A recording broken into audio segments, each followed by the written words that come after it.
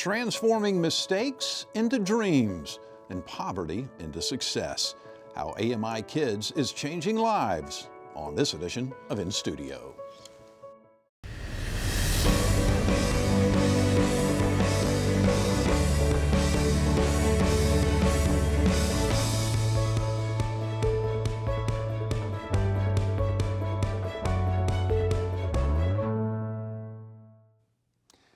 We all make mistakes, but how we correct those mistakes can be life-changing in a good or bad way. As a young person, it can be especially challenging to make the right choice after getting into an unwanted predicament. Poverty can exacerbate the situation, and you can find yourself with no or few good options. AMIkids is an organization that has been working to break a vicious cycle of failure and turn mistakes into opportunity. On this program, we'll learn more about how they are bringing about change and making a difference in the lives of young people. Michael Thornton is president and CEO of AMIkids. Mike has been involved with AMIkids for over 2 decades. He began as a remedial education instructor and has held numerous roles in the organization before becoming CEO. Jesse Rigby is an accomplished and well-respected attorney, but his passion is helping young people turn their lives around. Rigby is on the AMI Executive Committee and serves as treasurer for AMIkids Pensacola Board of Trustees. Ronnie Rivera does community relations for the Escambia County Sheriff's Department. Over the years, he has made a name for himself with his ability to bring elected officials and community partners together to enhance and improve our neighborhoods here in Escambia County. Commissioner Lumon has served on the Escambia County Commission since 2012. He is also active and engaged in the community through organizations like the Southern Youth Sports Association, Community Action Program, Juvenile Justice Council, and the Council on Aging. Commissioner May was instrumental in helping AMIkids secure a partnership with Escambia County's Block by Block program. Thank you all so very much for being here. Happy New Year and welcome. Mike, let me begin with you. Tell me, how did AMIkids come about? You know, it came about with an idea from a judge. Judge Frank Orlando was our founder.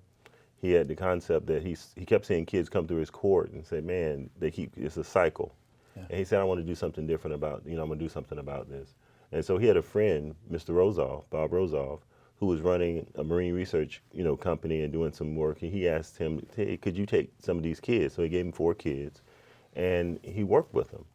And it got the kids active. They were engaged. So he went down to see what they were doing, and he was like, man, these kids are really engaged and really excited about what they're doing. And from there started AMIkids. Jesse, when did AMIkids come to Pensacola? In 1991. So we were 15 or 20 years after the original startup of the organization, but we've operated continuously since 1991. Now, some people may remember, I think it was the Escambia Marine Institute, and it's a little bit of an offshoot there. Could you kind of explain that? It was Escambia Bay Marine Institute in its initial years, and then the entire organization, which was, before that time, was really a group of loosely connected local organizations with local boards, local governance, but with a direct relationship with the home office. And then in about 2009 or 10, and Mike could correct me if I'm wrong, but about that time, the organization was rebranded, and there's a much tighter fit between AMIkids Pensacola, the local organization, and AMIkids Inc. Yeah. And how did you first get involved? Kind of an interesting story, and I think it's important. I had a law partner who wanted me to get involved, and it's kind of hard to say no when you're an associate in a law firm. But actually, they asked me to help with some land use. They were moving to what was the old Coast Guard station. You may remember Mr. Shirley Brown owned it out on the Intercoastal Waterway. And there were neighbors who were very upset about those bad kids, the juvenile delinquents coming into the neighborhood. And so I represented the organization, and through the Escambia County zoning, and convinced everybody we were a school, which we were, and authorized to be in that area. The interesting thing is, within 2 months, the next door neighbor asked to join the board of trustees, and we never, and since I've been involved, and that was in the mid-90s, we have never had a problem with neighbors. at any of our locations. Commissioner Lumon May, why are you so engaged in helping this organization? Well, I mean, when Jesse comes and is not petitioning you for land usage and says, come do something, I mean, you want to do it. Right. But when Jesse reached out about working with children, I had worked with Ronnie for years. I was very familiar with the work that they've done. But I believe the greatest investment is in human capital. And we look at juvenile delinquency, we look at youth development, we look at opportunity. I realize that this program provides hope. Hope for children who may not get a PhD or a master's degree or may not even a bachelor's or associate, but they can go through the workforce development and learn a trade. And I had the opportunity not only as an elected, but in my personal capacity to have hands-on in working with building a shop there.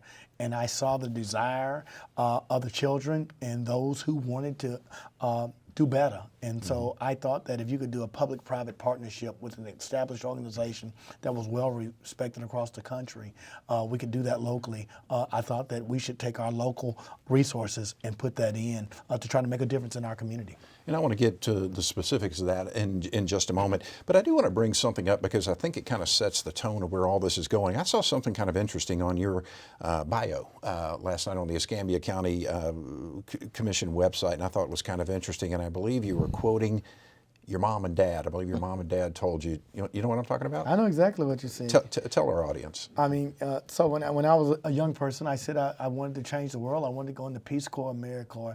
And my dad said, you can't change the world till you change the neighborhood that you grew up in. And so that was the motto that I grew up saying that, I grew up in Morris Court, the oldest housing project. Grew up at Ferguson Center and Salvation Army. And I recognized that the urban inner city where I grew up was plagued with drugs, crime, poverty, lack of health. We had many issues. And so my life passion, my life ministry has been about trying to change the neighborhood that I grew up in, block by block, street by street, neighborhood by neighborhood, and community by community. And so those are just the founding principles of why I ran for office, because I want to make a difference in the life of a child. Ronnie, Rivera, why is the Escambia County Sheriff's Department involved? Well, that's a great question. Thanks for having us today, Jeff. My pleasure.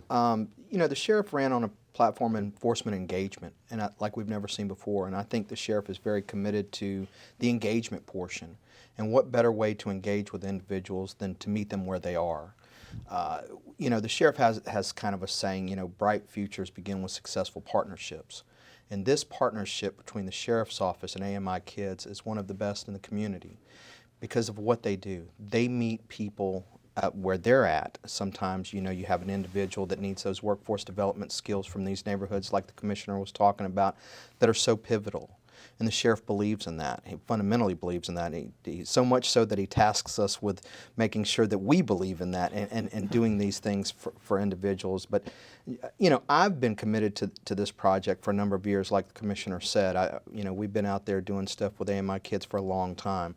It's one of the best organizations that provides that future, that hope for individuals moving forward. So the sheriff's office is committed to those sort of holistic programs that help out individuals. Give me some examples of how the sheriff's office would interact. Well, we do things on a level where we've never seen it. Sometimes we bring people in-house and teach young men how to tie ties. So, we have our own program called the Blazer Academy, but it's more than what we do inside of our building. It's about getting out in the community and engaging and reaching individuals, like I said, where they're at. We bring programs to communities in neighborhoods. We bring programs to parks where kids are kind of there, and we're showing movies and we're cooking out and we're doing these things. It's never happened before in Escambia County from the sheriff's office perspective. I'm happy that it's moving this way, but what better partnership between us and AMIkids? This is one of the programs that's beneficial here in Escambia County.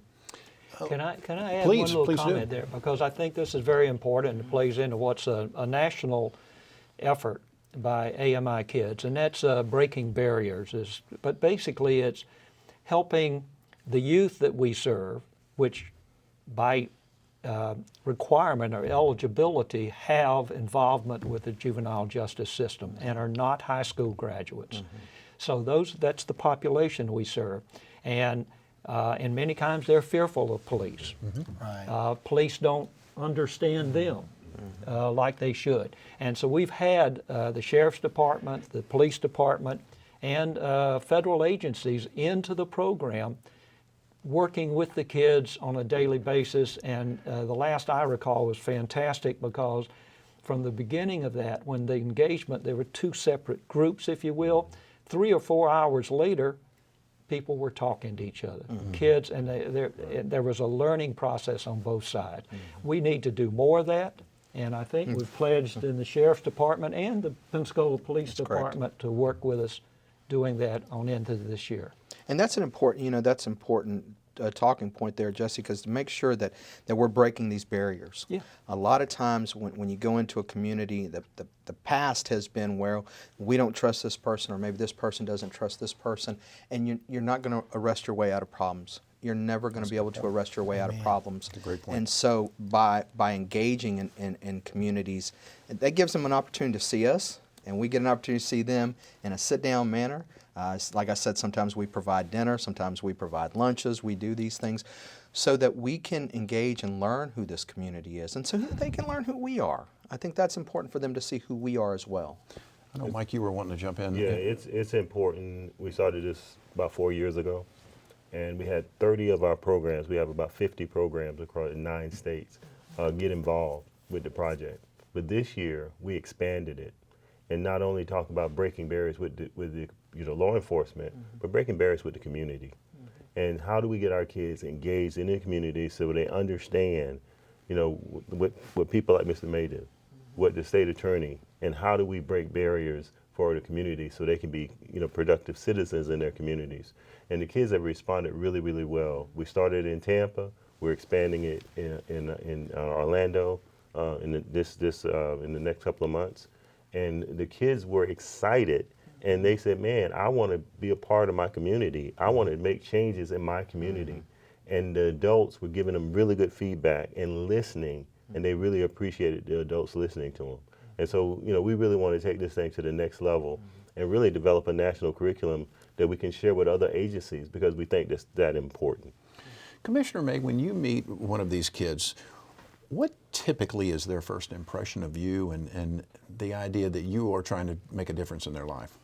I think that the first impression is that they know that they can identify with me, because I mostly will have on my work boots and my jeans. And I meet them where they are. I think in many instances, those of us who are older or maybe have excelled in whatever our career profession is, we try to bring them to us instead of us going to them.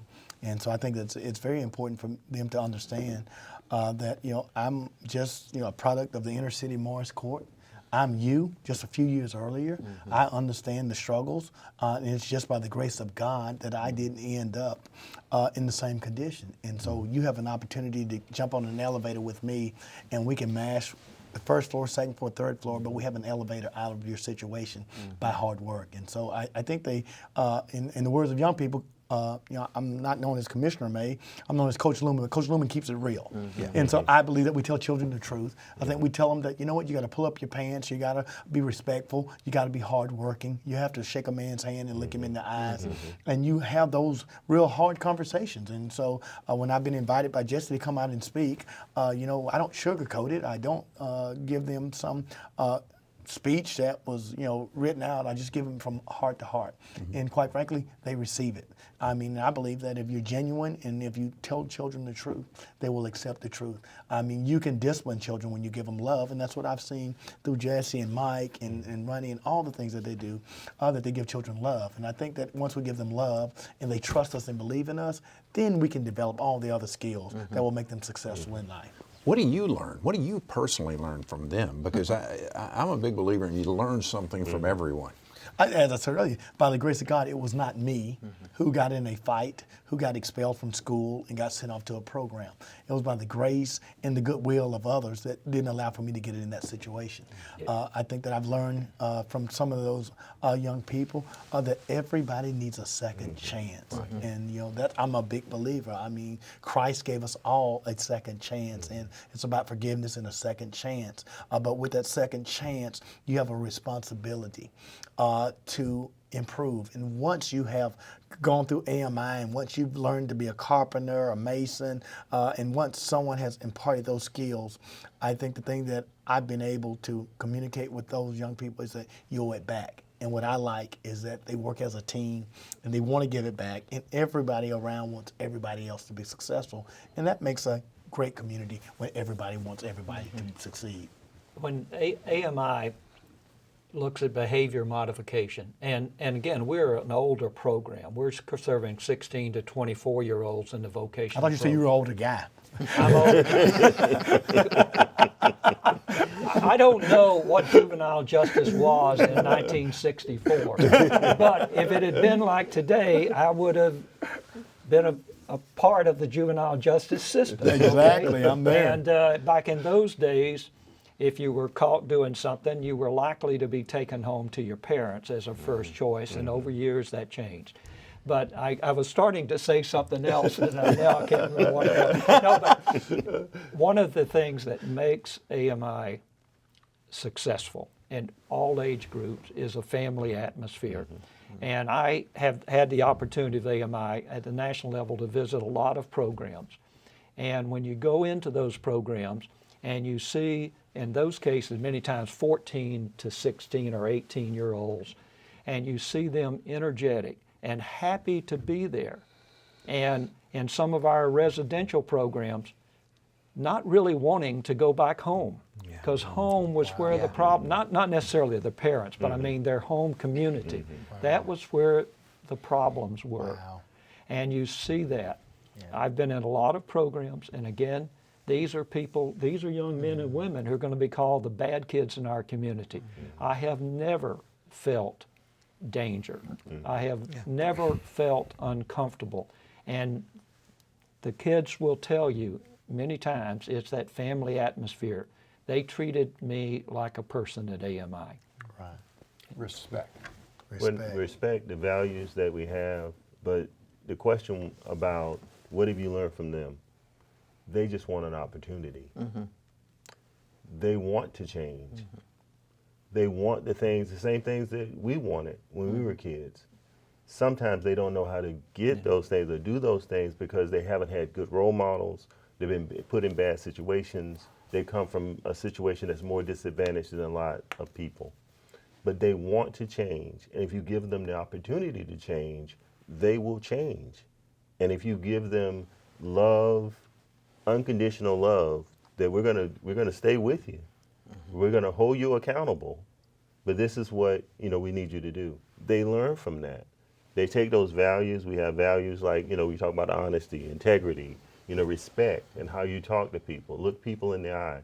The same thing the commissioner was talking about. Those things are important, foundational things for us as far as our model. Our model talks about treatment, talks about education, and talks about behavior mod. But the key part of that is in the middle. It talks about bonding and forming relationships with young people and encouraging them and giving them the ability to change and encouraging them to change and being there for them to help them change.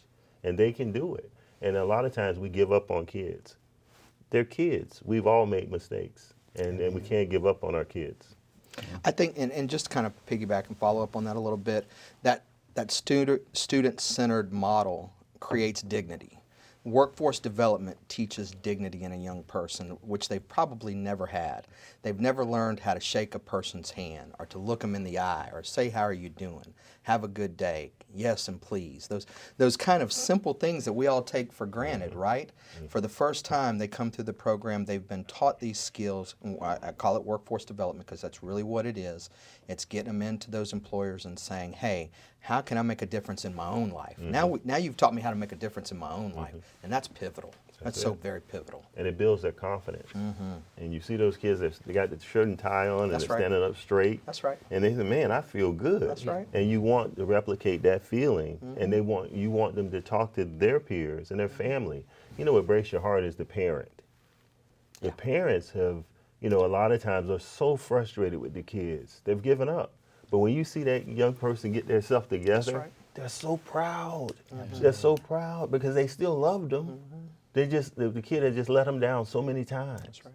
And you see that parent so proud of them. And that's the part of the job that's really, really cool. When you see the kid gets that first job, or you see the parent who's so proud of them and they didn't have a good relationship because of things that have happened in the past, you're able to work with them on those things.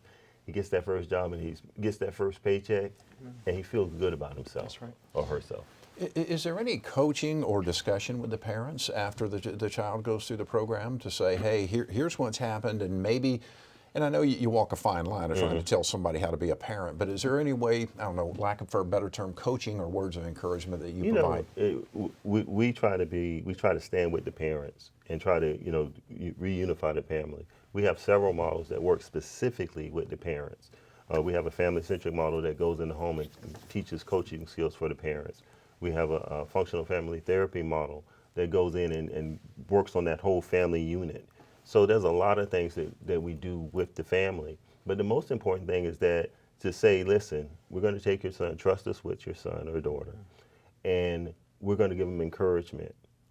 And we try to get them to say, look what he's done, or look what she's done, so they can believe again in that child. Because when that's broken, that's really tough to come back from. So we have some curriculums that we definitely work with families in some of our other programs that are a lot more. I think that what I've seen is so many of the kids, and I don't know what percentage, have never succeeded in anything. Yeah. They have always been failures or been branded as failures. I'm not sure whether they're actual failures, but they haven't succeeded. And when they start succeeding, when they pass the first of, I believe it's 5 segments of the GED leading to their high school diploma, that's a big deal. And that bleeds over, I think, to the parents. They see their son or their daughter succeeding in something for the first time. And once they succeed once or twice, they want to continue to succeed. And that's what I've seen as a board member who's just in the program itself on an occasional basis, not every day. Success breeds success, right? That's it. Amen. Yeah. I'm curious, how much does it flow over into other parts of the family, like siblings? If someone is coming up in a challenged situation or a troubled family scenario, have you found that it bleeds over to siblings? If you were to talk to people who are involved in the criminal justice system in general, juvenile or adult, it's a cycle. You know, this kid and then the brother and then the sister. Well, we've had the whole family. I've heard people say that. So yeah, so when you have a young person and we explain to them that you're a role model for your younger sibling, they're looking up to you, and it does bleed over.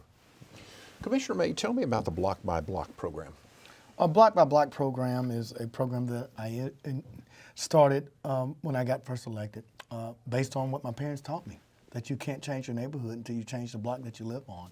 And so the Block by Block program is a program that we want to take young people from the neighborhood to work in the neighborhood. At the same time, teaching them the workforce skills, the construction skills that they need. And so I thought, what better way than to reward someone for building up their own neighborhood. And so the program, whether it's through our CRA or Block by Block, we're partnering now with AMI. We have in Brownsville, the most historic neighborhood in Pensacola. That was once one of the most prominent neighborhoods that has fallen to blight, high in poverty, low in educational attainment. That we have the old Masonic Lodge, and we also have a house that we're refurbishing, remodeling, to put it back on, one, the tax rolls, two, to put it back into use, but at the same time teaching the construction skills that young people have. And so we're launching that in February with AMI. And to me, it's as a builder, as a person who grew up in construction, I ride by buildings that my dad restored, and I said, Dad restored that, or houses that I built. It gives you a certain sense of pride. And so I said, if we can take young people from the neighborhood that can rebuild their neighborhood, value their neighborhood, and learn that you don't have to move out of your neighborhood to find success. And so let's clean up your own neighborhood. And so that's the model, that's the method, that's the reason for the Block by Block, that we're just going to clean it up block by block, recognizing that we didn't get into this despair or poverty or detriments overnight. It took multiple years. And it's going to take us multiple years to get out. But so many times people like to create these massive programs and say, we're going to save the world. Right. I said, let's create one HVAC, one framer, one plumber, one electrician, and those 4 or 5 people can change their neighborhood. Right. And so you can't change the world until you change your block. And so that's the reason for the block by block. And so we're excited, and my colleagues help funded it each year. We put more and more money, and when Jesse reached out and said, we're doing what you are preaching about every Thursday, Commissioner, I said, well, let's give it a try and let's partner, because I think we're all in this together. Whether it's the city, whether it's the county, whether it's AMI. I mean, as Mike said, our children want the same thing we want, the American dream. They want to be able to take care of their families. They want to go home to a safe environment that's clean.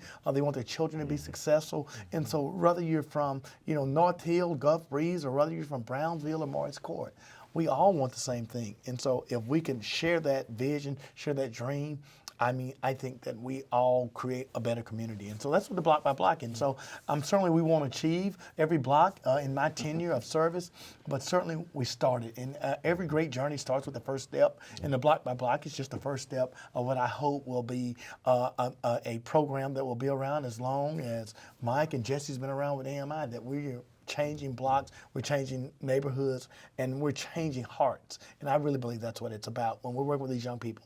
If we don't change their minds and their hearts, the skill doesn't matter. And you have to give them a heart of service, a heart of caring, and as you said, respect your neighborhood, respect your parents, respect yourself, and care for others. And the greatest gift is the gift of giving.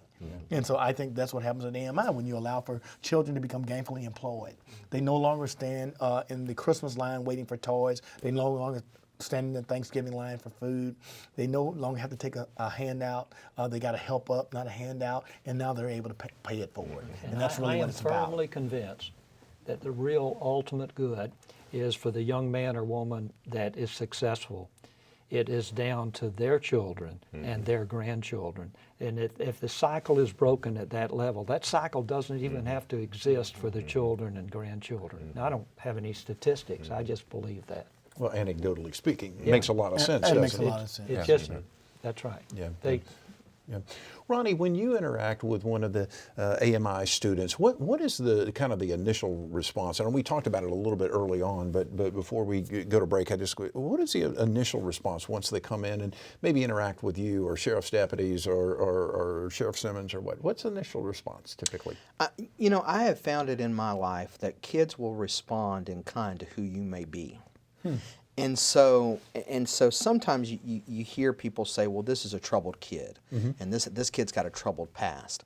I think they kind of feel that immediately if you have that heart about yourself. But if you come into the project and you say, you know what, this is a valued human being, and the sheriff's office understands that this is a valued human young person, and we want to make this young person better, then a lot of times young people will act in kind to you in that manner.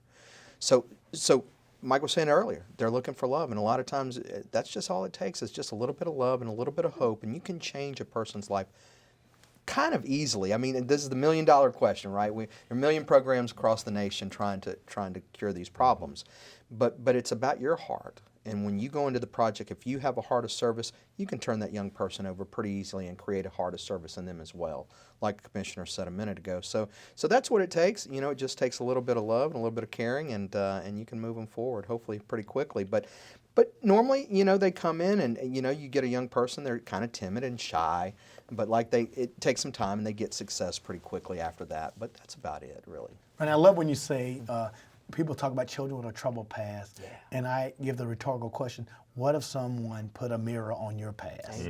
We all have a past. Yeah, and so it's all about forgiveness and moving forward. And so when people start to say that they have a troubled past, they have a record, I say that if the past had justice, many of us would have fallen in a worse situation than the kids that we're working with. Absolutely, for sure. I know Commissioner May and Ronnie, you're going to leave here after this first break, and we're getting close to that. So let me just get you to kind of summarize what's important to you and what you would like our viewer to take away from this program and how you believe that people in our community can continue to help and move this program forward.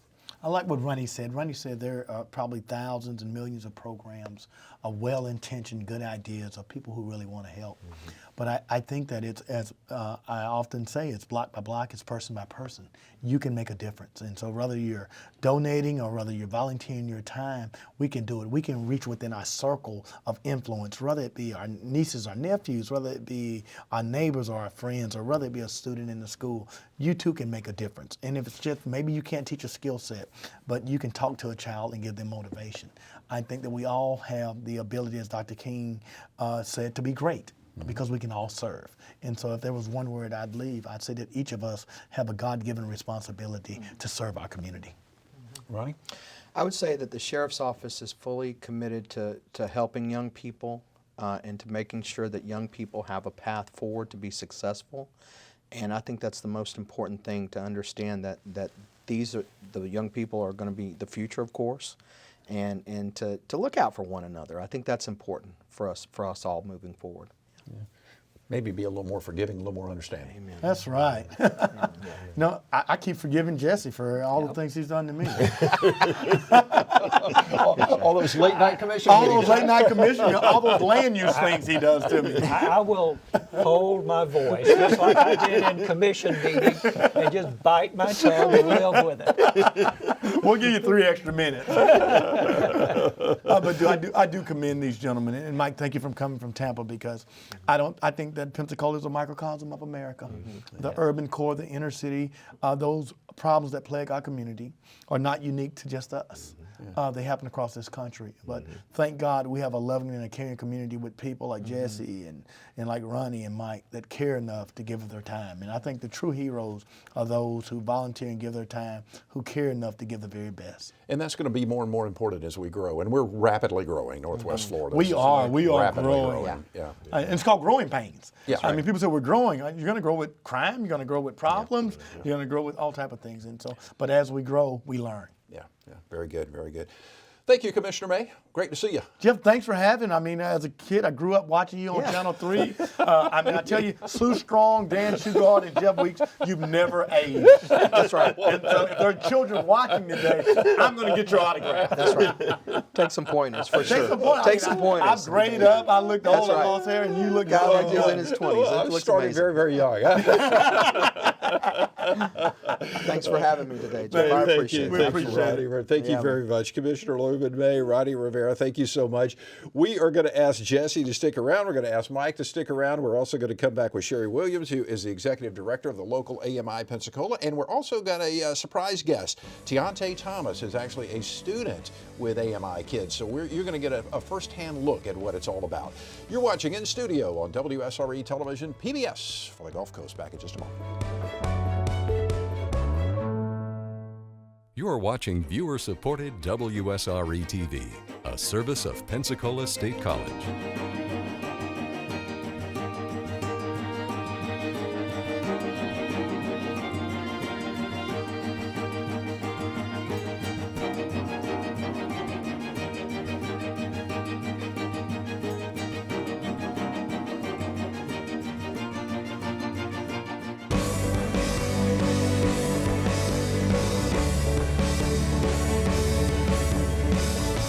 Welcome back to In Studio on WSRE Television, PBS for the Gulf Coast.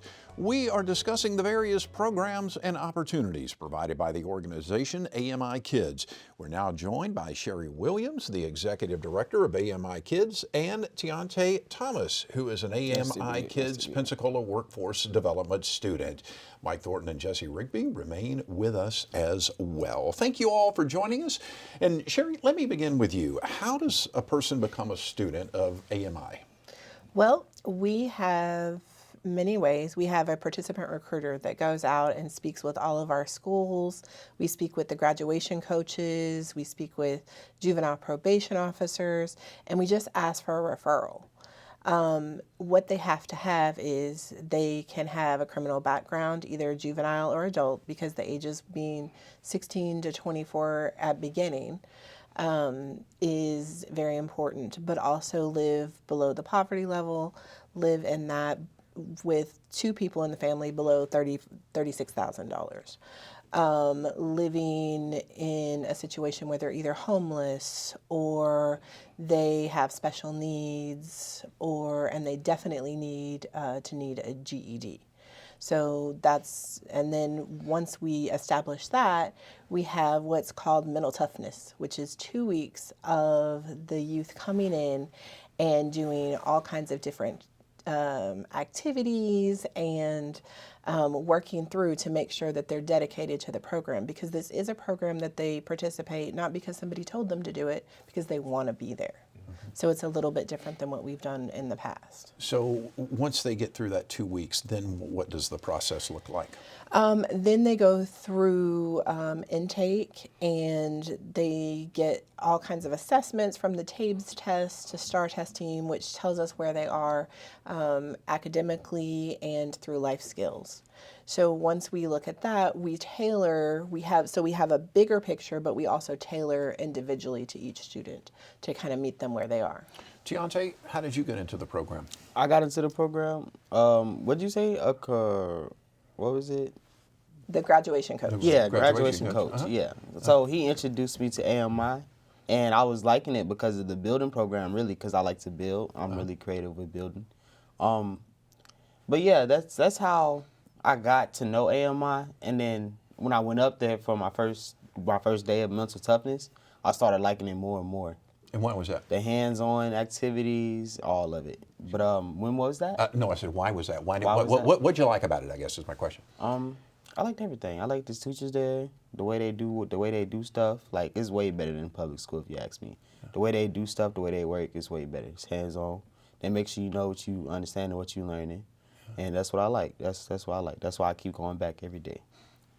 When did you first start getting interested in building and creating things? Okay, so they used to have this game out, like, I think I started playing it like 2013 or like way back, called Minecraft, and I just love to build. I don't know, just let you go crazy with your mind. Just underground houses, in the water houses, tree houses. I really love tree houses.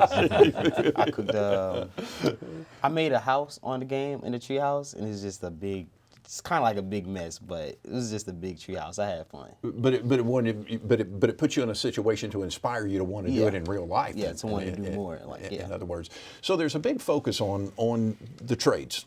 Talk a little bit more about that. So what they're going to get, we're going to start out and they're going to get certified in OSHA 10. So that's the safety, the basics of getting through the beginning of construction. And then what we have is we are licensed through NCCR core and carpentry. So the core classes are 9 modules that they go through, like chapters, where they learn safety, they actually practice safety, they do put on harnesses. They go through the construction math right away, and that's something that Teontaye has said. Our teacher is, nobody can beat him on teaching that math. Let me jump in. Yeah. I want to say that because that's really important. So many students get pushed away because of math or something like that. I like what you're saying, and I want you to elaborate, all of you, if you will, a little bit about that. But what you're doing is, I think, is you're taking and you're saying the reason you need to learn math is because it works over here when you build a project or when you build a home, or take that and Absolutely. So what they do with the construction math, and we do take a little part of that for mental toughness just to make sure that they're interested in it, because math is huge in construction. People don't realize. That's right. And the first day, I think they had you measuring things and learning the different measurements and fractions, because fractions scare people. Right. And so just being able to break that down. The math in just real school, just like public school, I don't know. I think it's the way they teach it. I think like the way AMI teach it is way better, and it's more understandable. It's broken down to where you can understand it, and if you don't understand it, they'll wait for you and tell you how they know it or how a better way. Like, how do I explain it? A better route to learning the way to do this math problem or the equation. Yeah, and where it makes sense in Yeah, real where life, it makes where sense, it's not yeah. just abstract, so to speak. Absolutely. Yeah. And then they take that math and then they go to the next step where they learn how to cut wood and put that together and how everything goes and gels and meshes. And we did a project with the Independence for the Blind where we fun. used Fun. so we used building on a float. exactly that math and the cutting, and we're helping build their float. So on top of the math and doing all of that, also doing community service and putting the importance of that with our students. So you concentrate not just on construction, but also other trades like air conditioning and things of that nature. Is that correct? Eventually, yes. Yeah, So okay. that'll be part of the block by block in the house that we're working on. They're going to let us see mentors with each section of that, and they're going to put the kids with different people, different contractors. And we've gotten a lot of response from those contractors excited to work with the kids. But that's more of a local incentive. That's really not part of the Youth Build program, and we're one of three in AMI Youth Build programs, and so this is our first year with Youth Build. But Youth Build is concentrating on carpentry skills, what they call the NCCER, and please don't ask me to tell you what I stand for. Go to the website. It's nationwide. It's associated with the University of Florida, but it's nationwide. But what it does is give graduates a certification good anywhere in the country that they can walk into a job and show what they have completed, including all their test results. Gives them a leg up on employment. So we're concentrating on the carpentry, also food service and various things in that nature. And then we'll also have an option, and you would have to tell us about this in detail, but the medical option for young men and women who can option in that So direction. that's the plus part of Youth Build. So we elected to do Construction Plus. So once they finish, we've asked that they finish the core and the carpentry, because a lot of them are young, and they have to meet the requirements still to come to Pensacola State, and they've agreed to partner with us to get either they can choose CNA, phlebotomy, or EKG tech. Okay. And so that's part of the local aspect. And we will also, Teontaye is not quite old enough, but let's say the 18 or older, there's a huge need for CDL drivers in the community. And we have agreed that if the student completes the NCCR curriculum, we will come up with the money to put him or her into a class to get their CDL license. And we'll do that. We want them to complete the Youth Build first. But if they want to go on and be a truck driver, a great job, we will ensure locally that we can do that. So a lot of opportunities, and then the other thing that's important to realize is that they're going to be high school graduate, GED grad. Talk a little more about that. So the stigma that goes with the GED is a little scary, and a lot of the kids will shy away because it's the GED. So we take them through, and daily they will go through the GED classes to earn their GED. But in Florida, their diploma will not say GED, it will say diploma. So that'll be on there, and we make sure that we show that and highlight that with the young people and their families. And we have a graduation for them. So they get a cap and gown, and they get all the high school experience just on a very small level. And that GED, that high school diploma, does transfer to college. So it doesn't stop you just because you're getting a GED. So if you want to go to college after you get the trade, that is absolutely available. And somebody can visit our program. We'd be happy to have them on Muldoon Road, but there's a wall with lots of graduates, and every one of them. The only difference in the high school diploma that Teontaye will get when he earns it is that it's signed by the Florida Secretary of Education as opposed to the local school superintendent. That's the only difference. It is a high school diploma in every sense. Mike, did you want to add? Yeah, sometimes there's a stigma. You know, a young person who's really too old to go to high school, and they still hold on to the fact, no, I want to stay and graduate from high school, but you know, you're 17 years old and you're in the 9th grade. That's not going to be a formula. They're not going to have a 21-year-old, you know, young person, you know, in a high school. And so we have to break down that stigma and let them know that, listen, if you can get your GED, you can get on, you know, with your life. You can go to community college. You can, you know, get a job and that type of thing. And sometimes that's tough. Part of the eligibility for the youth bill requires, and there's a couple of minor exceptions, that there be a high school dropout. So, Teontaye, I just assume you're a high school dropout in that sense, or you haven't completed high school. That's an eligibility required by the Department of Labor, U.S. Department of Labor. So when it's said and done, just for me to summarize a little bit, they're going to come out with essentially a high school diploma. You know, like you say, the only difference is who signed the piece of paper. And also you're going to come out with some marketable skills. Absolutely. Knowledge. Knowledge. And because you have your high school diploma, you, if you choose, can go on to community college or university or further your Your skills options are limitless. in trades. After AMI, your options are limitless. What do you want to do? Where do you see yourself 10 years? I want to become a welder, but I also want to become a lot of things too. Like right now, the reason why I'm in AMI is so I could get all these knowledgeable learning skills.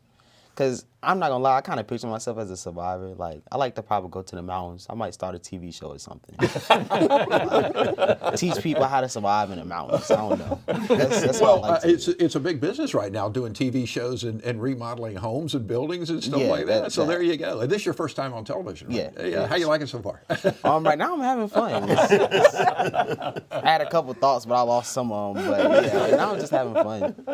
Okay, so if you get this, you become like one of these, what's her name, Joanna and all these. Oh, yes, Joanna and Chip Gaines. Yeah, Absolutely. remember where it started, all right? right. I get a cut of it, right? Anyway, now, Mike, clearly we're talking a little bit about the local issues right now, but talk about kind of the national umbrella. And are things very similar on a national basis of what we're doing here in Pensacola? It is. I mean, we run a lot of different types of programs, but what we realize is that vocational and workforce development for young people is a game changer. You know, we work with a lot of kids that are deeper into the system or just now getting into the system. But when that young person gets a job, they realize that, man, I can do something productive. And so we see this all over. And this is our third youth build program. The other two, one is in Louisiana and one is in South Carolina. Okay. And both of those programs are doing really well. We like working with the younger population, similar to our normal day treatment programs. Most of our kids are, I would say, average about 16 years old, 15 and a half. And so this population, you know, can translate to that. You're starting with the younger kids and you can still work with the older. But we're seeing a trend where young people sometimes are not motivated and they need that motivation. They're kind of lost like we all were when we were 17 years old, 18. What am I going to do? Except for Jeff. Jeff did what he was going to do. I don't know about that. but we all, you know, kind of go through that, and we're helping these young people kind of find a direction in life. How many students are in the program in Pensacola? Right now in our Youth Build program, we have 26 kids. 26. And I keep saying Pensacola, but what are the boundaries of where a child can enter or a student can enter? Pensacola. Okay, it is So it Pensacola is or Pensacola. Escambia County or just Escambia County, right. Escambia County, okay. So what would the option be for someone, since our viewing audience is outside, are there options outside of Escambia County at this time, or? Not in youth build. And there's nothing. There are no other programs that I'm aware of anywhere along the, let's say, the 4 western counties. I don't know about farther east as far as youth build. So there's not a similar program that I'm aware of anywhere in this area. Describe exactly what Youth Build is. Let me get you to give a good definition of that. Let's see if I can. Well, Youth Build is run by the U.S. Department of Labor, and I may have the numbers a little wrong, but let's say about 75 or 80 programs, I believe, nationwide. And there are actually 40-month grants. Our grant ran from last 1st of July. It requires a 4-month period of planning, recognizing that some organizations don't already have a vocational program. We did. We were just finishing another federal grant, different grant. 2 years then of instruction in 4 separate cohorts of a minimum of 21 students in each, as I recall. So 84 students were required to serve. And then a year of follow-up. And we have an employee whose responsibility is to follow up to be sure. Hey, Teontaye, why didn't you show up for work yesterday? How are things going with your employer? Those sorts of questions and follow-up. And then every time it comes up for renewal, it appears that about half the programs turn over every 3-year cycle. The ones that perform well seem to be getting renewed through youth. But it's an older, I don't know how many years. It's not a new federal program. No. It's been around a long time, just not in this area. And how can folks in the area help that want to volunteer or? Well, volunteering, I'd have to pass that to Cheri, but the federal government requires, they want some financial skin in the game locally. And just tell you, our grant is $1.5 million over 40 months. That's a lot of money in this community. About, I'd say 85% of that goes directly into this community. The Home Office provides a whole lot of support, financial, accounting that we don't have to duplicate. So there's a portion that covers that. But let's say $1.2 or $3 million will stay in this community. It primarily pays for the staffing that are required, the minimum staffing required by Youth Bill. We have to keep the lights on. We have to pay electricity, ECUA, like anybody else. Our board had to sign a commitment to raise over 40 months $333,500, which was a percentage base of the grant.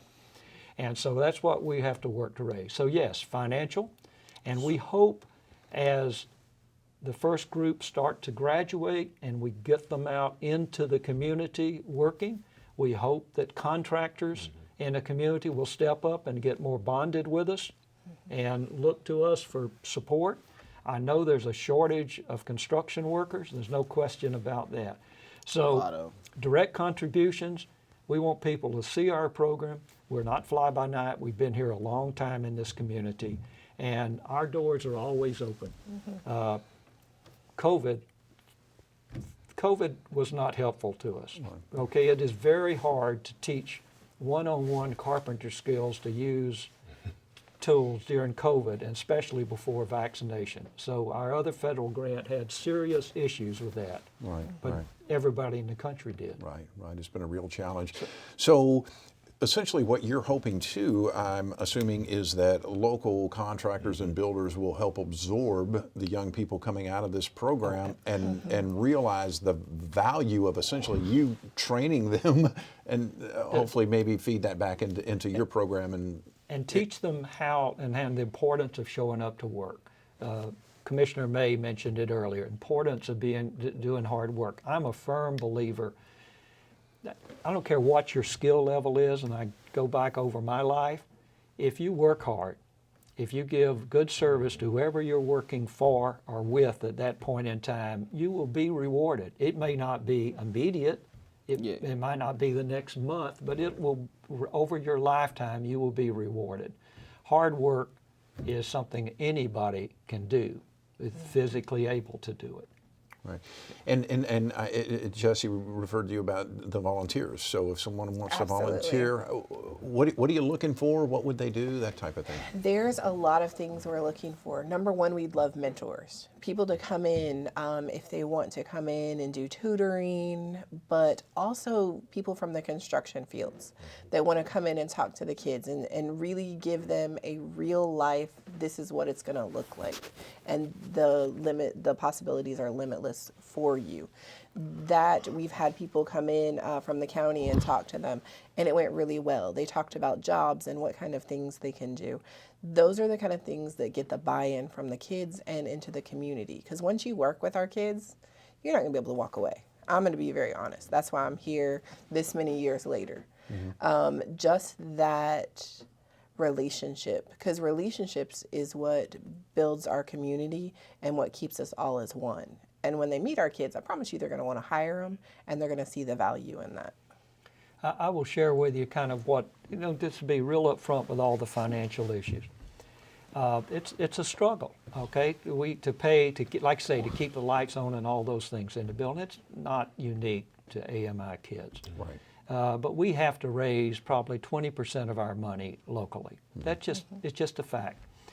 We have a grant from Triumph Gulf Coast that helps us, and it's based upon performance only. So we receive a stipend from Triumph Gulf Coast when students complete the carpentry requirements, when they obtain their OSHA 10 and certain others.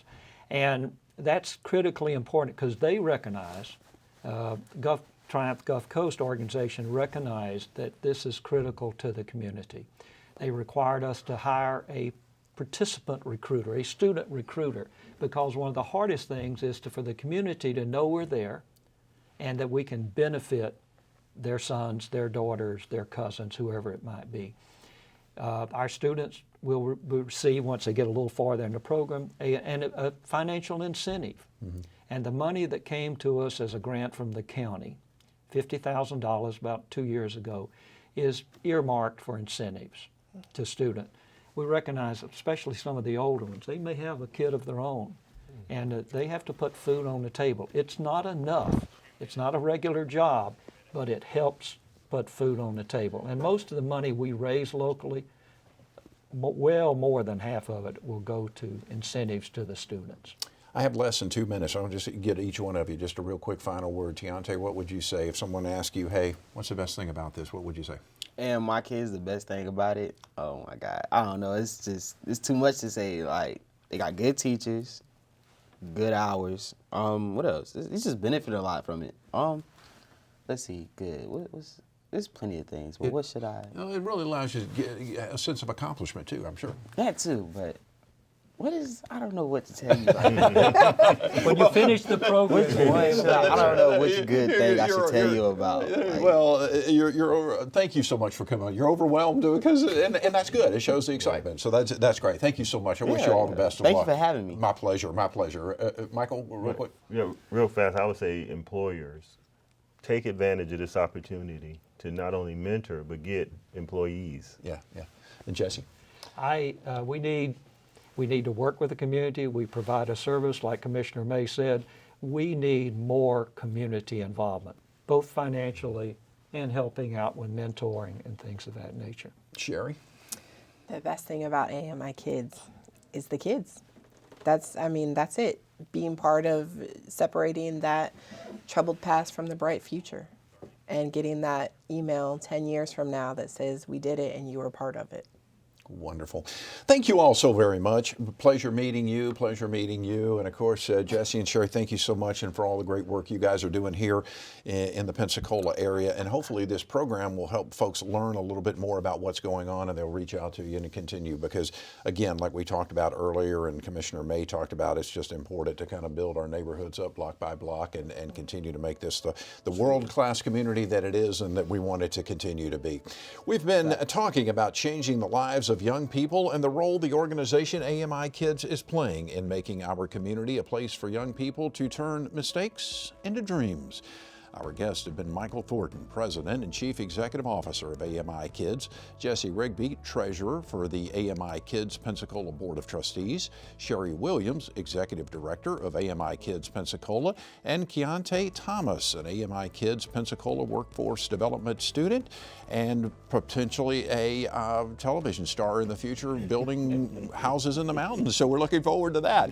And also in the first block of our program, we were joined by Escambia County Commissioner Lumon and also Ronnie Rivera from the Escambia County Sheriff's Office. Also want to shout out a very special thanks to Laura Branch, who helped us get this program together and produced. Laura is also on the board of AMIkids Pensacola. Thank you all so very much for watching this program. Please feel free to stream and also share this program. You can find it online using the PBS video app. I'm Jeff Weeks, wishing you all the very best. Thank you so much for watching. We'll see you soon.